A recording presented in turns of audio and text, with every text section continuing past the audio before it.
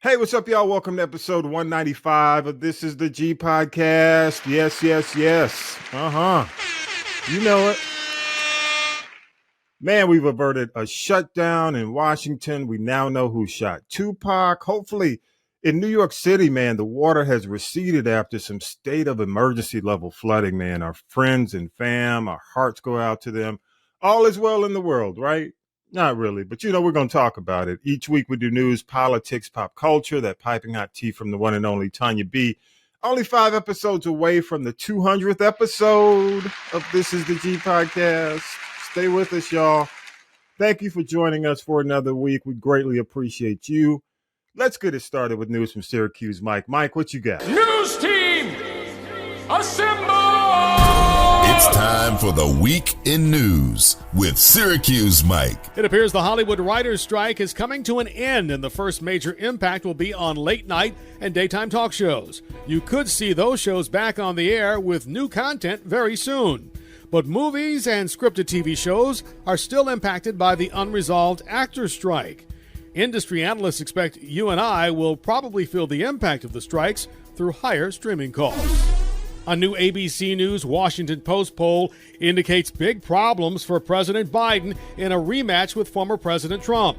The poll has Trump leading by 9 points, 51 to 42%. Even some ABC analysts admit the poll is an outlier, with most other polls showing the race neck and neck. Age and the economy continue to be key factors hurting the president's poll numbers. A New York judge has ruled that Donald Trump committed fraud for years while building his real estate empire. The former president was seeking to get a civil lawsuit against him thrown out. The judge's ruling came in a suit brought by New York Attorney General Letitia James. The judge found Trump and others, including his sons Eric and Donald Jr., routinely and repeatedly deceived banks, insurance companies, and others by exaggerating his net worth on paperwork. So just how bad were the exaggerations? One example, Trump said his 3-story penthouse was nearly 3 times its actual size and valued the property at $327 million. No apartment in New York City has ever sold for anything close to that amount. Tuesday, President Biden became the first sitting president to join a picket line with union workers. Stick with it, because you deserve the significant raise you need and other benefits. The president showed up at a General Motors redistribution center outside of Detroit. The visit followed a public invitation from UAW President Shawn Fain to Biden last Friday as the UAW expanded its strike to 38 sites across 20 states. The union is seeking 40% pay raises over 4 years for auto workers, a 4-day work week, and other changes. Army Private Travis King, an American soldier who fled across the border from South Korea to North Korea in July, is back in U.S. custody. After being expelled by North Korea, King crossed the Chinese border on Wednesday, and Chinese authorities handed him over to the U.S. Embassy, who then arranged for him to be flown to a U.S. military base in the region. He's now back in the U.S. The State Department says King's relatively quick release from North Korea doesn't really mean anything about the current relationship between the U.S. and that country. I would not see this as the sign of some breakthrough. I think it's a one-off with them being willing to return this private. A government shutdown is set for this weekend unless something happens fast in Washington. It could impact millions of Americans. House Minority Leader and Democrat Hakeem Jeffries criticized House Republicans for not holding a vote on a bipartisan Senate bill that would buy a little time and at least fund the government through the weekend. Extreme MAGA Republicans face a clear choice.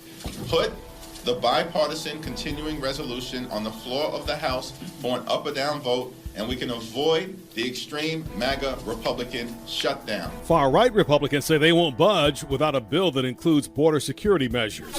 The man police believe was responsible for the 1996 death of Tupac Shakur has been arrested. We are here today to announce the arrest of 60-year-old Dwayne Keith Davis, a.k.a. Keefy D., for the murder of Tupac Shakur. That's Sheriff Kevin McMahill in Las Vegas. Davis is accused of orchestrating the drive-by shooting. He has admitted in the past to providing the gun. The case got a boost after he started telling people what he knew about the shooting. All of the other suspects tied to the killing are deceased. Diane Feinstein, the oldest-serving senator and the longest-serving woman in the U.S. Senate, has died. She was 90 years old. Feinstein became a national figure as mayor of San Francisco and then had a major impact in Washington, D.C. President Biden. He was a historic figure, trailblazer for women, and a great friend. Plagued by health issues, Feinstein announced earlier that she would step down at the end of her current term. Thanks, Mike, for the headlines. Man, we got a lot going on this week. This is a crazy week, y'all. We're going to get into it, but not all of it. I'm going to let Mike cover most of it. But the Newsmaker crew is here for episode 195. Give it up for the one and only Talib, Shabazz. I've been saying Shabazz, man. How you let me get away with that? Both. I use both. It depends on who I'm talking to. So, both are correct. Both are correct. Okay. So, man, we got a whole lot going on. You got a crazy day. And full transparency, man, when we tape, y'all, we tape the Saturday before. So as we're taping now, man, the government is making an attempt to delay the shutdown. I think they're trying to delay it for about 45 days. Yeah. McCarthy is daring people to remove him, for trying to keep the government open, which is crazy. And one of the big things that I'm hearing on Talib is if they can't remove Ukraine, then it looks like this is going to happen. Mm-hmm. But also what I'm hearing is the Republicans really don't have the votes. They're going to have to get a lot of Democrats to come over. Plus, it's not going to really hit the broad economy. It's going to hit the government economy, the government workers. Right. And but it's another bad optic for Biden. All these strikes going on, the up and down economy, gas prices, and now, the government is shut down. So, just real quick, man, your take on what's going on. I just think it's terrible. It just doesn't make sense to me why you have a group of people who are elected by the people to represent the people who want to see something negative happen, like a government shutdown. I don't understand why we go through this every year. Like, you guys know this is coming. You know what I mean? And the fact that Matt Gaetz or Getz, whatever his name is, and his ilk in the Congress, just the fact that these guys are doing everything that they can to not have, in order to have a government shutdown is just preposterous. This is not doing the people's work. It's silly. It's silly. Yeah. It's unnecessary, and I'm tired of it. And I'm sure that there's a lot of people out there who are tired of it as well. Unfortunately, I have some people that work for GSA and other government agencies. Yeah. And, this is like, come on, y'all, what are we doing here? Yeah. Can you imagine? Because this is going to impact as you fly, people who travel. Yeah, it's going to impact TSA because they're going to be asking the TSA workers, which think of a TSA worker going to work without getting paid. That ain't going to happen. No. The air traffic controllers, because some of the brothers and sisters who work TSA is like, I ain't getting paid. Come on, hell no. Coming in. And that's what I'm saying. It's I don't understand why you're in favor of striking. Getz, whatever. I don't understand why Getz is willing to go on a strike himself, but still, try to villainize, the UAW and the other striking workers out there, because that's what they're doing. They're trying to have a strike. Like, if we don't get what we want, we're going to make sure that the government shuts down. Well, why would you want the government to shut down? You guys still get paid. Congress still gets paid in a government shutdown, but the government employees don't. And this is just let me interject, man. I'm going to say this. I know there was a bill, as we tape this episode this week, that came up to where it would remove funding for Congress, so they wouldn't get paid. But that bill didn't pass. Of course it didn't. But just like their honestly, raises always do. That's the way it should be. Right. I think Congress shouldn't be paid during a shutdown. Their offices, all their employees, all the people who work for them, the pages, everything, everybody, the president, vice president, all those who work in Congress and government should not be paid. All those who are overseeing the legislative process should not be paid. No. If you're not willing to negotiate and help, go ahead. I'll throw it back to you. I'm just saying, man, listen, Congress is the only job where if you don't do anything, you still get paid. These guys haven't passed budgets. They're not, there's bills that are just going by, going to the wayside. It's all kinds of stuff happening in Congress. And basically Congress is getting nothing done, but they still get paid. That is just preposterous to me. Yeah. And one thing, and, I'm going to move on because I think, we've spent enough time on it. I do believe, I think, and this is controversial, man. Not everybody agrees. I think we really have to think through the aid that we give Ukraine. And the reason I say that, I think UN and NATO have to be more responsible when it comes down to actually funding the war in Ukraine, not just the U.S., because my concern is we're funding a war that Ukraine can't win. Right. If they had a really good chance of winning this, it seems like we are, even though we don't have troops there, okay, it just seems like we're funding Afghanistan all over again. Not to that level of funding, but, we're just funding a situation where we can't win. Yeah. I don't see Ukraine ever beating Russia. That's not going to happen. No, they're fighting politely. It's not like Ukrainian troops are rushing across the Russian border. You know what I mean? They're fighting a polite fight.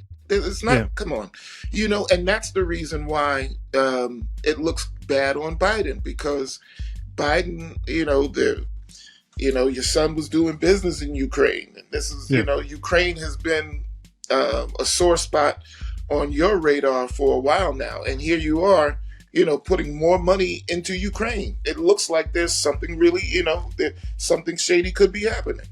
Yeah, and I just look at it from a war standpoint. I look at it from a standpoint of, there are many things in America currently that need funding, that require funding. Yes. I look at our transportation issue, and if you live in Atlanta, I know we got an infrastructure bill, but just this week in Atlanta, a huge hole opened on 285, on I-285, which is like the circle that goes around the city of Atlanta, and call it the perimeter. And metal, like these, what do you call them? The metal rods in the concrete were sticking up out of the ground. And this is happening, all over, especially South Atlanta, more so South Atlanta. And, for our transportation in America sucks. It really does. Yes. Traffic is ridiculous. We aren't even thinking about high-speed rail. That's the kind of shit you could take that kind of money and maybe in some of these cities, and LA. Look at fucking LA. Who wants to drive in LA? Right. No one. No one. But we can look at these areas where we have ridiculous traffic and these slowdowns, and maybe take some money and try to do something with high-speed rail or do something to help the transportation in these metropolitan areas. But no, we want to spend this money, fighting wars. And, because when we fight wars, especially endless wars like Ukraine or Afghanistan, defense contractors make money, and and their ilk. So it's we're backdoor paying somebody else for something else we're backdoor paying someone for something else that we don't necessarily need, something that we really shouldn't be involved to the level that we're involved in. But that's how it goes. Money can get spent and money gets lost, and there's really no accounting for it. Yeah, so true. Number 2, man.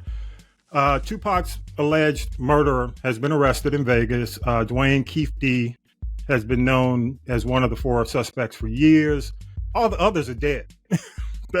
He's 60 years old.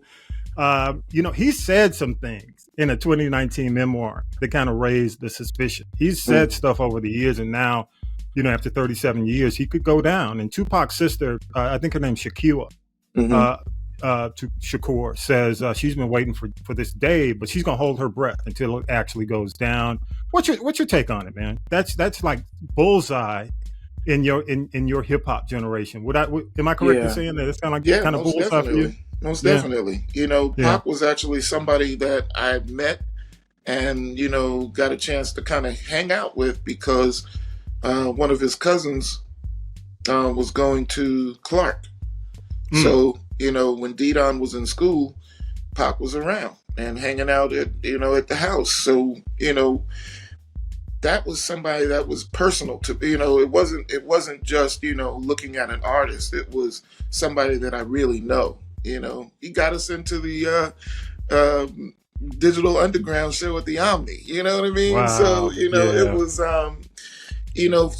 for him to go the way that he went was gut wrenching. So, it's crazy to me how you can go 37 years, have suspects, and not take action, there was always the talk of a conspiracy, when it came to, his death and how the, that police may have been involved and, with his death, Biggie's death, it's just that, you got no answers. Come on, y'all. You know what I mean? There are, it just, I have a lot of thoughts. So, okay. Well, let me ask you this. I'm going to start you on one. Okay. And I'm not saying this is only alleged. It always comes up. Mm-hmm. The Puffy thing. Yeah. Because, it always comes up. Right. Yeah. Especially, I had brothers, on my timeline, social media, when they going to start talking about Puffy? Now that they got him, when they going to start when are they going to find out that Puffy, funded the whole situation, which it's alleged. It's crazy. Yeah. It's a conspiracy theory. Nobody really knows. But what are your thoughts? There is something going on and we are not being privy to the real facts in the matter. Puffy is, Puffy's kind of a Teflon Don, Yeah. There was never any repercussion from the trampling, at the step show, 20, 30 years ago that he was involved in. He's been able to kind of slide past a lot of stuff. Did he really have something to do with it? I don't know. But, there is enough suspicions where, you could really say, there's something worth looking into. But, he's got the $1 billion shield right now. And, I always go back to the J-Lo. Remember the gun situation? Yeah. And Sharon sat in jail. That money, you know what I'm saying? Yeah. It's, and that's the thing. Again, when you have money, when you're on that level, there are things that you will be able to get away with just because you can buy your way out of situations. It's all alleged. It's all alleged. Yeah. Nobody's saying anything, but I'm just saying what you see. Yeah. In social media from a lot of people in the industry and the businesses, when is his name going to come up? Candidly, it will never come up. I don't see it. It won't ever come up because this looks like a gangland retaliation. Right. It's never going to come up. He's East Coast and he lost Biggie. Yeah. So, yeah. It's just, I'm glad that there will be some justice finally for Pac and his death. I'm hoping that we can really get to the bottom of the Biggie murder as well, because those two things were, kind of stuck in the craw of a lot of people. And it will give some kind of healing to the hip hop community as well. You know what I mean? As a whole. So, I'm excited for it. If you can be excited about a murder suspect, you know what I mean? Well, 37 years. Yeah. Come on, guys. I mean, people, we're still getting excited about JFK. Right. Finding out, you know what I'm saying? America's still. Just recently. Yes, there was some updates on this. Yeah. There's certain conspiracies that never end. They just keep going. They just keep going. True. All right, man. Hey, I know you don't have anything big this week. I do, man. Big shouts to you, man. I just got to say thank you to Talib, bro, inviting me to be a part of your big panel. Oh yeah, thank man. you, bro. And I really, I take pride, man, in my behind the scenes contributions to the industry during the time, man. Pre hip hop, post hip hop, whatever. Yes. I never post because we're not even there yet. Still within it. But during my tenure as music director in Atlanta and my PD years, man, and many don't know. It's interesting, man, that when I took over, man, the station was under a payola investigation. There was it was a big. I mean, I'm walking in. I was a mix jock, right? Mm-hmm. So, I was doing, producing the morning show, and I'm a mix jock. So I walk into the radio station, and if you live in Atlanta, you know a guy named Mark Winnie. He is the investigative reporter. Yeah. And still WSB. is. Yeah. Yeah. It's like the 90s, like 90. So I walk in, and Mark Winnie is like, I open the elevator, and Mark Winnie's there with the WSB TV cameras. I walk over, I'm just going there. I'm just there to drop my mixes off as a mix DJ, right? Look over in the lobby, and the TV is on, and the V call letters are like on the TV screen, and he's like doing a live report from the lobby. Damn. So, dog, it was big, man. I took over under payola investigation. If you know the name Joe Isgro, it was all connected to that. It was a big deal, and we couldn't piss. You couldn't take a piss without documenting.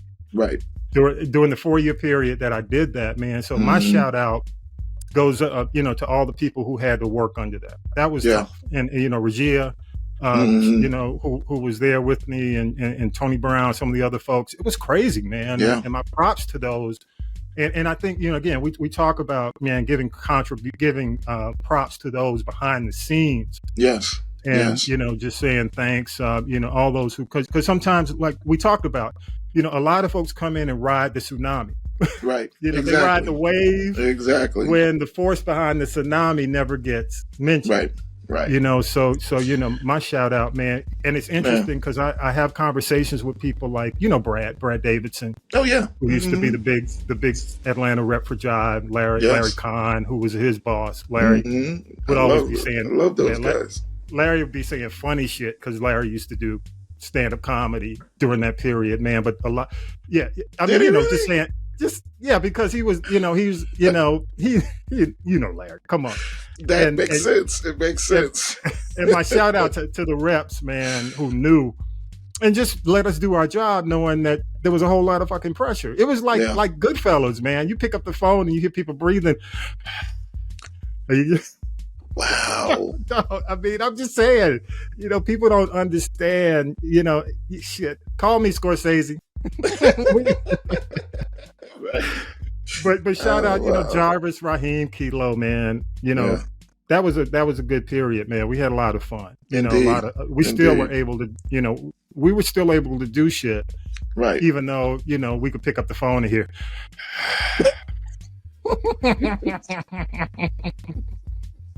Call me Scorsese. I got you, Scorsese. Come on, I got a story for you. But the other thing, man, and before we wrap, the agreement, I guess it's an agreement. A Tennessee judge said that the conservatorship is over now. I thought the shit was over. I thought they killed it. This just came down. A Tennessee judge has said she's ending the conservatorship of ex-NFL player Michael Orr. The agreement reached in 2004 gave Sean and Leanne Tooley legal control over Orr's finances. Her ruling does not end the legal feud between Tooheys and Orr. The Tooheys have been asked to give some specific accounting details on how the money has been used. So we'll keep you posted on that. Yeah. That's interesting. That's still going on. Yeah. But congratulations to him for that. You know what I mean? Because the conservatorship, I mean, I understand why it's in place, but people have the ability to abuse it, and that's what we're looking at. It seems. I'll wait for the facts to come out, but I'm proud of anybody that can come from under that scenario and still be a whole human being. Yeah, I agree. So we'll see. Hey, we'd love your thoughts, man. Your feedback. Go to castropolis.net. Choose the people poll. leave us a voice message and I'll play it back. I'll play back the best. Call me Scorsese. Hit the people poll. Scorsese. Come on, Martin. You know where I am. We could do a whole damn podcast. But thank you again, Talib, man. Let me give you, because I know as we say, you know, we you know, tonight you do the panel, and after the panel, I'm gonna I'll run our conversation, man. I thought it was, you know, I really appreciate it. I mean, there was so much shit that we didn't talk about. That's true. That's true. But you know, we hit some of the important points, and really, again, the thing is that, you know, my goal and what I do is really about shining light on those who were important, you know, and it's not always the name brand. You know what I mean? Yeah. So, you know, just to give you your flowers while you're still here, you know what I mean? What you do is appreciated, and what you've done has been appreciated, and I thank you for it. Man, I appreciate that. But, you know, call me Scorsese. Talk to me, Scorsese. I got some stories, bro. I got some stories. Hey, man, big thanks to the Newsmaker crew. Thank you, Talib. Thank you, Talib. All right, appreciate you, man. Bye. We'll see you next week. Hey, man, you know, can I say this before we go to break? The Golden Bachelor, the true Golden Bachelor, is doing his Golden Bachelor thing. So I'm going to give it up. Okay. All right. To the true Golden Bachelor vibe is being golden. How can you be the Golden Bachelor with a honeydew list? How you going to be? You can't be the Golden Bachelor, but he's the Golden Bachelor. So shout out to him. Do your thing, bro. Right. We love Handle you. We love you. You know we do. Love you, bro. Let's take a break and we'll come back with the tea with Tonya B. Appreciate you again, Talib. Thank you, bro. See you next week. More. This is the G Podcast. After the break. Hey everybody, what's up? It's Tommy B from This Is the G Podcast. We are now halfway through 2023. And if you've been thinking about starting your own podcast in 2024, I'd love to have a chat with you. The Castropolis Podcast Network is currently accepting new shows. And if you have a clear vision and a unique voice, let's get in touch. Reach out to me at info@castropolis.net or visit the website castropolis.net. Simply click on the Contact Us button. So go to castropolis.net, click on Contact Us, and just leave me a message. I'm Tommy B from This Is the G Podcast, and I can't wait to help you start your very own podcast journey today. Now then, children, it's time for tea. It's tea time, y'all. Sipping the tea with Tonya B. Yes, children, it's time for tea. It's your girl, Tonya B. We're going to sip this GT right here on This Is the G Podcast. Got a lot to get to, so let's get this party started. We've got to send prayers up to Krazy Bone, a member of Bone Thugs and Harmony. He has been extremely ill in the hospital, suffering from sarcoidosis. It's the same disease that took Bernie Mac from us, and it has something to do with anti-inflammatory and autoimmune, so we just send up prayers and hope he makes a full recovery. Now, as I told you a while ago, Usher has become the official Super Bowl 2024 halftime performer. And if you don't make it to Vegas to see him, you're going to have to wait for a while because he is launching a global tour after he does a couple of dates for these jingle balls around the country, these radio shows. I'd also mention to you about an alleged former gang member named Keefy D and his alleged involvement in the murder of Tupac Shakur. And as the saying goes, loose lips sink ships, and Keefy has been flapping his gums and his one tooth since 2018. The 60-year-old has now been indicted for the murder of Tupac Shakur, and he also allegedly made a claim that he was offered $1 million by Sean Puff Daddy Diddy Combs to shoot Tupac and Suge Knight. I said allegedly. Time will tell. It's been over 25 years since Tupac left us, and this sounds like it's going to be a real long miniseries, y'all. Now, Teyana Taylor and Iman Shumpert swear that their breakup has nothing to do with cheating. But you know, side chicks of today are not quiet at all. Not only has this alleged side chick of Iman Shumpert gone public, but she's been posting receipts like pictures with Iman's daughters and his mama in them. Oh well, I had always heard that they had an open marriage, so this may not, look, it doesn't bother them, it shouldn't bother us, okay? In other marriage and breakup news, of course, the Jeannie, Mai, and Jeezy saga continues, but their 15 minutes of fame is just about up.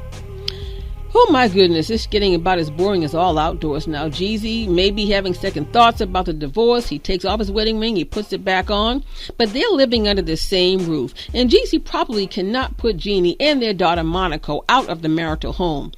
Neo and Kevin Costner tried it and they were not successful, but Jeannie has some baggage. In addition to having her mama living with them, not a good idea, she also moved her brother into the house. That might just be a little too much to take. And Jeezy can't put them out either. They've been there more than 30 days, so they are basically his tenants. Kerry Washington has a book out, and man, she did an amazing one-on-one last weekend with Robin Roberts. She found out that she is the daughter of a sperm donor, and the man that she is known as her father is not her birth father. She drops a lot of bombshells in her books about overcoming an eating disorder, terminating a pregnancy. She's been real transparent, and that's a lot for her because she's really very, very private. Well, child, will somebody go around the way and get Britney Spears? Forget about her promoting her tell-all book. Now she's posting videos, dancing with knives, and exhibiting some visible cuts, talking about those were props. I don't know what's going on with her. We got to lay her on the 5,000 Black Baptist Church altars in Atlanta as well. Well, Alicia Keys is now Alicia Teas. She's launching a line of teas. That should be interesting. Now, a story has landed in my mailbox about Chris Brown being sued again, not by a person, but this is a business lawsuit, allegedly. Word from the curb is that he's getting sued for $2 million for an unpaid loan to buy 2 Popeyes chicken franchises. That could be a real mess. He is not like Megan Thee Stallion and her hottie sauce and her hottie chicken. Oh, well, it is what it is. Has the alleged eternal bachelor Jamie Foxx had a change of heart about getting married since his most recent health scare? Word from the curb is his friends are saying, Jamie, don't do it.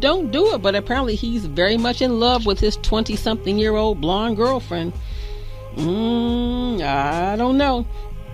Also, how about this, y'all?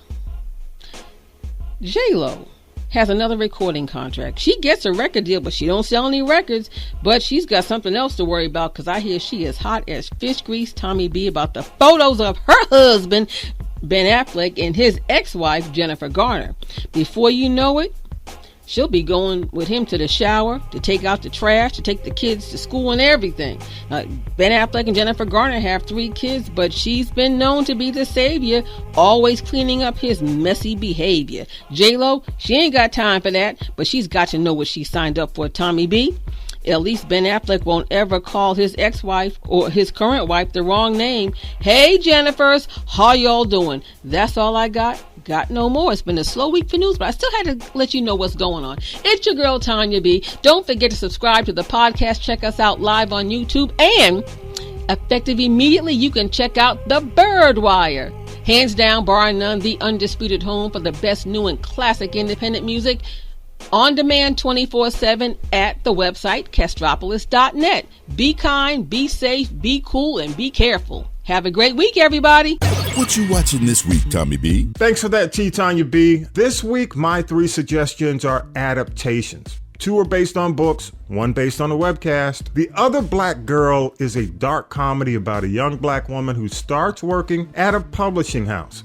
She realizes quickly she's not the only black person in the building. The show is a sharp and insightful look at racism and the microaggressions that black people face on a daily basis. It's kind of a mix of a drama, comedy, horror, and social satire. And, think Invasions of the Body Snatchers, Spike Lee's Drop Squad in reverse, Bad Hair, and Get Out rolled into one movie. What's more interesting is realizing that the producers involved have been on the record for struggling with their racial identity. Working on this project had to give them some kind of emotional outlet, and it's a good addition to Hulu's Onyx Collective. It's based on the 2021 book by New York best-selling author Dakia Dalila Harris. My next pick is the comedy Dreaming Whilst Black. Dreaming Whilst Black is a British comedy series written and starring a Johnny Salmon. Originally a webcast, it became a television pilot that developed into a series, which was broadcast on BBC 3. It's currently been picked up in America America and is airing on Paramount, Showtime, via the studio's deal with A24 Studios. Now, some of you may know that A24 Studios is known for indie horror films like X and Hereditary. It's well written, y'all. It has a great cast of newcomers, great acting, and most of all, the chemistry is great.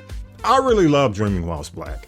It's hilarious and heartwarming. It also has a great reminder that we're really kind of all in this together. I hope it's getting viewership, and I hope Paramount promotes it more, and also I hope it finds its footing among American audiences. Finally, how can y'all not watch a Lakeith Stanfield series after the brilliance he gave us in Donald Glover's Atlanta? He's now starring in The Changeling on Apple TV. The Changeling is a visually stunning and thought-provoking show that will stay with you long after you finish watching it. Lakeith gives a tour de force performance as a man who is searching for his missing girlfriend. The show is dark, it's atmospheric, but it's also incredibly moving. Lakeith plays Apollo. He and his girlfriend Emma's love story seems like a fairy tale until Emma mysteriously vanishes. Now, there's a whole lot more to that, but I'm not going to spoil it for you. Distraught, Apollo finds himself on a death-defying odyssey through a New York City he didn't even know existed. The Changeling is based on Victor LaValle's best-selling novel of the same name, and each episode is actually narrated by the author. Though this story is beautifully produced and well acted, I will say director Melina Matsoukas, known for Queen and Slim and Beyonce's Formation video, could have made the adaptation for television a little bit more cohesive to retain that weekly audience. The key to The Changeling is whether you choose to stick through some of the confusion. Will you suspend your disbelief? One warning though. The premise around children will make you a bit uncomfortable. It is not for everyone. That's what I'm watching, y'all. If you're watching, I want to know what you think. Come on, jump in on the conversation. Go to castropolis.net, leave your feedback. The best ones will air. Thank you, and we'll see you next week, y'all.